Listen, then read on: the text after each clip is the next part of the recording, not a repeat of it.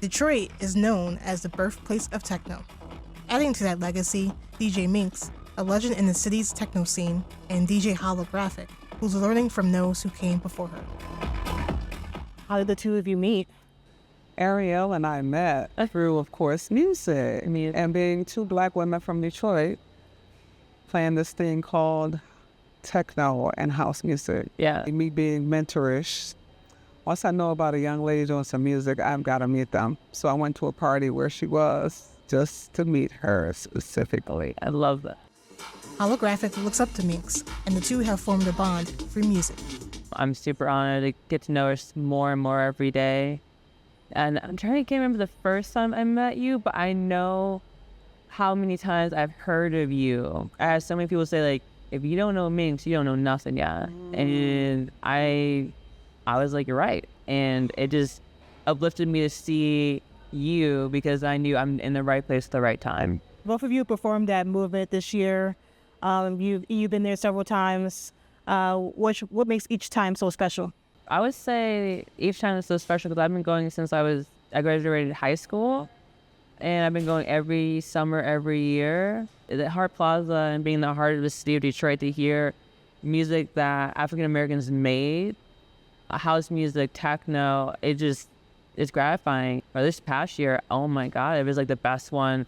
I got to play a really fun, phenomenal set. Then I got to see some of my favorite artists like Terrence Parker. And I got re-inspired and getting to dance and express myself and seeing my other family. Because that's what it is. Movement is like another family. Absolutely. Movement is like a family reunion every year. And a lot of people around the world actually know that. Minx has been a fixture at the Movement Festival for more than 20 years. I have a stage every year, so I do a House Your Life stage. And we bring in artists that a lot of them haven't played Movement or been there before. But the elevating of these, not only artists, period, but LGBTQ community that come in, they play and they dance with us. It's like building another family on top of the one we already have. What were some of the music that you grew up listening to? I would Motown, Michael Jackson, Diana Ross, honey. Diana Ross. Yes, the Jacksons, Marvin Gaye, Aretha Franklin. Yeah. A lot of Michael Jackson for me. At 18, I started listening to Prince, and then the radio. It's the radio that really raised me for music here in Detroit. Electrifying Mojo. How has that shaped the music you're making today? First of all, with us talking about the Electrifying Mojo, he was on WGPR, and he introduced me to a lot of the music that I still play today because this music is timeless as well. He played a lot of Prince.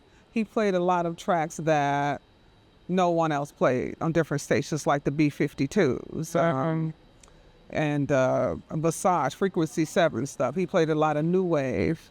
And this is stuff you hear right now that's being produced by house music DJs using the same samples and we can still play that music today. How did clubs like the Music Institute help you realize that you want to be a DJ? Going to the Music Institute and seeing those people dance like they cared about nothing in the world, and it just being such a togetherness at this place, that was a feeling that I wanted to deliver. I saw the DJ at the Music Institute and he would be getting down. I was like, I think I can be a DJ.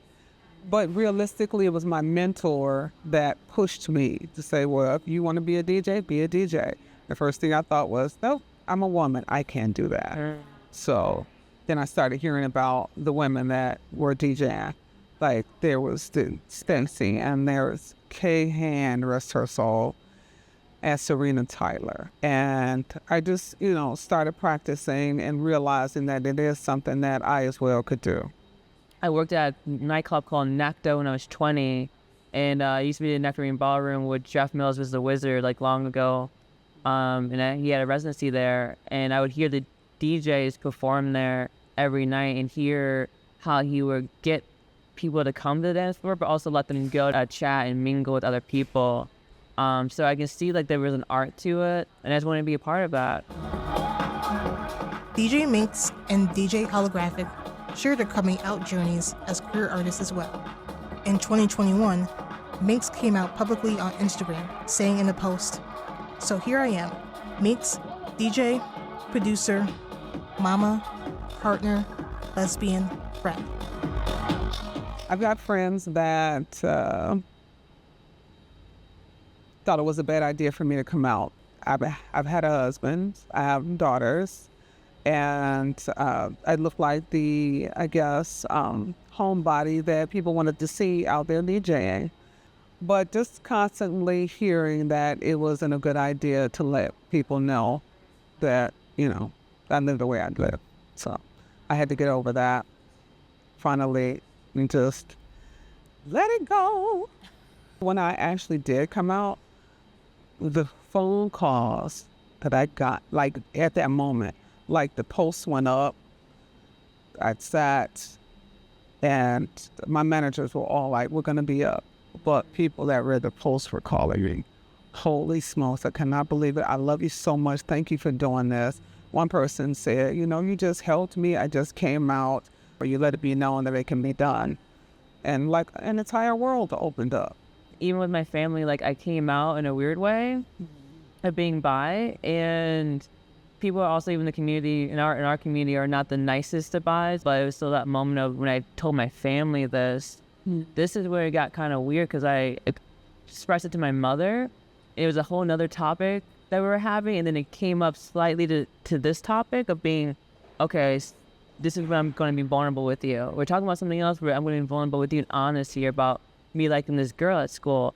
But I don't know if she fully understood or like was willing to make the next move, because I don't know, it was a book on the conversation, but she was listening. And then of course she told her mom, which is my grandmother, and my grandmother just said, which is really made me very happy, that she said, like, as long as you meet someone that respects you. And that was really nice, because that means I got like reinforcement there.